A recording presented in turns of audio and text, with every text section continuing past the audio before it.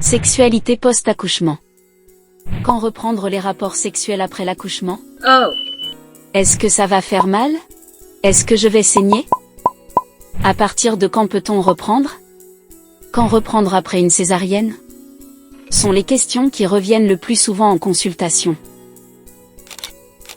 Bien que les mamans aient peur que les papas s'échappent, il en ressort après des études que, après une naissance, 1 fois sur 2 les rapports sexuels reprennent uniquement à la demande du mari.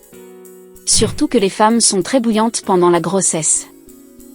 Entre les nuits blanches, les appréhensions, les jeunes parents mettent du temps à se retrouver dans l'intimité. Ce qui est tout à fait normal.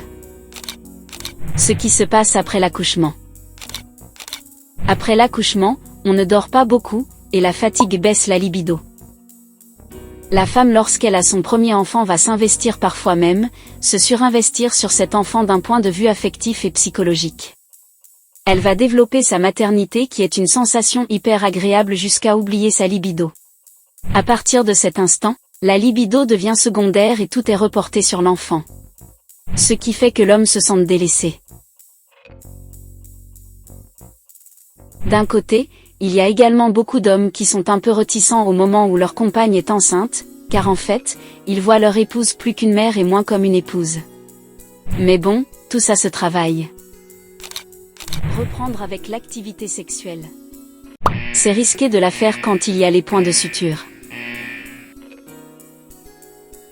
Mieux vaut attendre que le col de l'utérus se renferme et s'il y a une déchirure, une épisiotomie ou une césarienne, il faut attendre la cicatrisation complète afin d'éviter les douleurs et surtout des infections. En cas de césarienne, méfiez-vous, car ce n'est pas parce que c'est cicatrisé à l'extérieur que ça l'est à l'intérieur. En moyenne, les couples reprennent entre 6 semaines et 45 jours après accouchement. Selon leur envie. Et si vous avez toujours mal après des semaines lors des rapports sexuels, consultez votre médecin. Discutez en couple. Parlez de vos émotions et de vos ressentiments. Acceptez de prendre le temps, car, il n'y a pas de couple parfait, mais, de cours à faire dans la vie en couple. Et ainsi, au fur et à mesure, tout ira pour le mieux.